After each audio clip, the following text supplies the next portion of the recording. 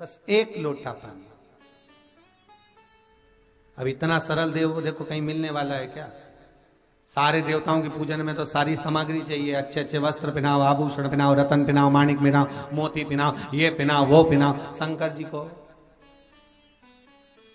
एक लोटा पानी, हर हर महादेव 3 बार।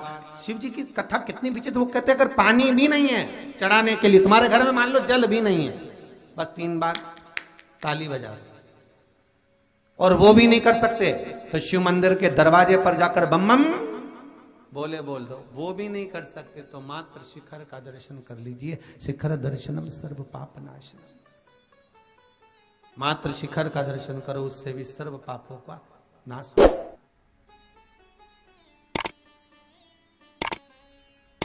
जल चढ़ाने का भी एक तरीका है, और शिव महापुराण की कथा कहती है कि जल जो भगवान शिव को चढ़ाया जाता है,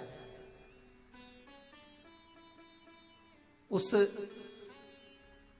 3 तरह का जल शंकर को समर्पित होता है। बहुत ध्यान से सुनना आज की कथा। 3 तरह का जल शिव को समर्पित होता है, और वो तीनों तरह के जल का अलग अलग भाव है महाराज। पहला जल सादा, घर से पानी लेकर गए, जल लेकर गए, शंकर को चढ़ाया, वो हमने घर का अपना एड्रेस बता दिया, भगवान शिव को जल चढ़ाकर अपने आनंद के लिए शंकर से कुछ प्राप्त कर लिया। दूसरा जल, जल के कलश में थोड़ा सा इत्र डालकर शंकर को जब समर्पित करते हैं तो महाराज घर में अगर कोई व्यक्ति बहुत रोगीला है, बहुत रोगीला, एक प्रैक्टिकल जरूर करना हो, कहीं सीओर वाला महाराज झूठ तो नहीं बोल रहा, इसलिए प्रैक्टिकल जरूर करो। प्रैक्टिकल करने में पीछे मत हटना, और प्रैक्टिकल करने के बाद लिख के भी भेजना कि हमने करा, डरना नहीं है अपने को। शिव महापुराण में, स्कंद पुराण में, नर्मदा पुराण में, भविष्य पुराण में, अग्नि पुराण में, नारद पुराण में, बरहा पुराण में, वामन पुराण में जितनी चीजें लिखी गई है, एक एक प्रैक्टिकल कर कर देखो। तो शिव महापुराण, स्कंद पुराण का यह भाव याद करिए कि 1 लोटे पानी में इत्र मिलाकर, जल में इत्र मिलाकर, बहुत रोगीला व्यक्ति, बहुत बीमार व्यक्ति है, 1 लोटा पानी उसका हाथ का स्पर्श कराकर शंकर को चढ़ाना प्रारंभ कर दीजिए। महाराज केवल 5 या 7 दिन चढ़ाओ, और वो 7 दिन के बाद में उस बीमार व्यक्ति का क्रम देखिए कि उसमें कितना आराम लगा है। औषधि दवाई काम करना प्रारंभ करी कि ना करी।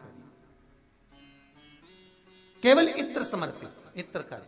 तो पहला जल सादा, दूसरा जल है इत्र का, और महाराज तीसरा जल जो शिव महापुराण के अंतर्गत कहा गया है, बेल पत्र का जल।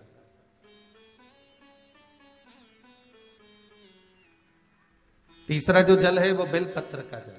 बेलपत्र का जल कैसा?